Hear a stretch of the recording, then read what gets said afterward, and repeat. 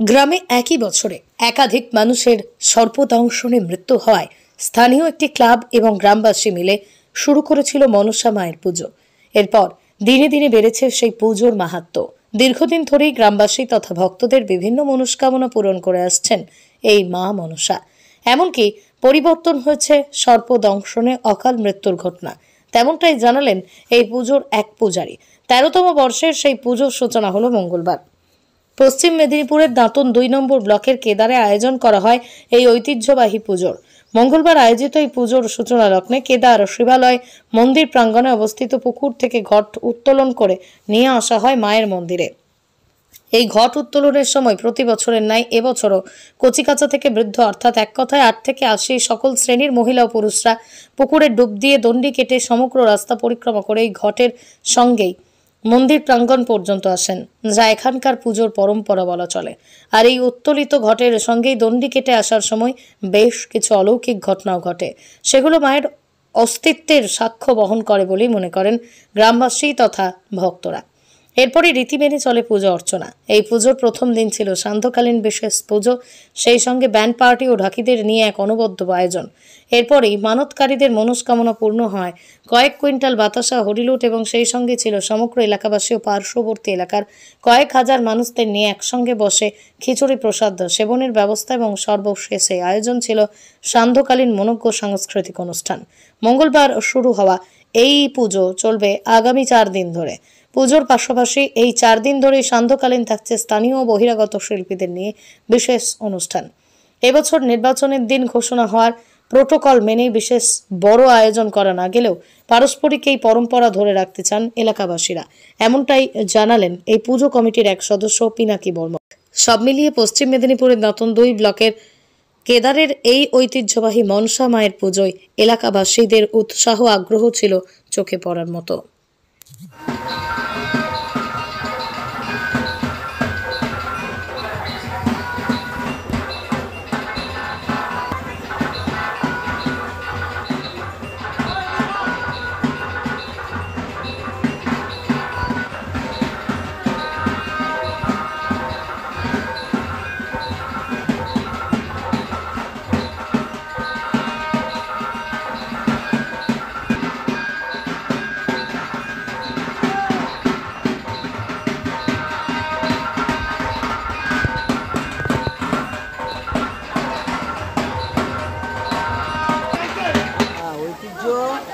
এখানে মোটামুটি অনেকেই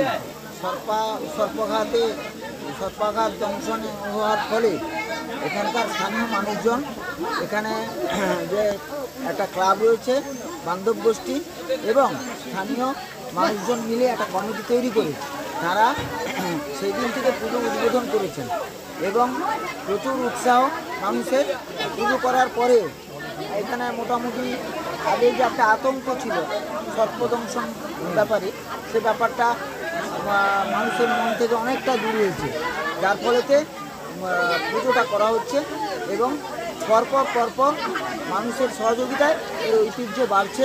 এটাই জাগ্রত এখানে মোটামুটি মানুষের কাছে যারা মানসিক মানত করে তাদের মনস্কামনা পূর্ণ হয় এবং জাগ্রত এই কারণে এমনি মাঝে মধ্যে এখানে মন্দিরে সর্প দেখা যায়, সেই নিয়ে মানুষের মধ্যে আরও একটা অনেকটা ভক্তি এবং বিশ্বাস এটা মানুষের বেড়েছে। আপনার নাম? আমার নাম তপন চক্রবর্তী। এটা আজকে আমাদের মনসা পুজো কেদার বান্ধব গোষ্ঠী ও মনসা পুজো কমিটির পরিচালনায় এই ১৩তম বর্ষে আমরা মনসা পুজো করছি। আমরা আজকে এই পারস্পরিক যে পরম্পরা অনুযায়ী পুজোতে আয়োজন করেছি। আমরা এই পুজোকে আমরা চেষ্টা করি খুব সুন্দর করে করার। বহু গ্রামের মানুষ এই পুজোতে যোগদান করেন।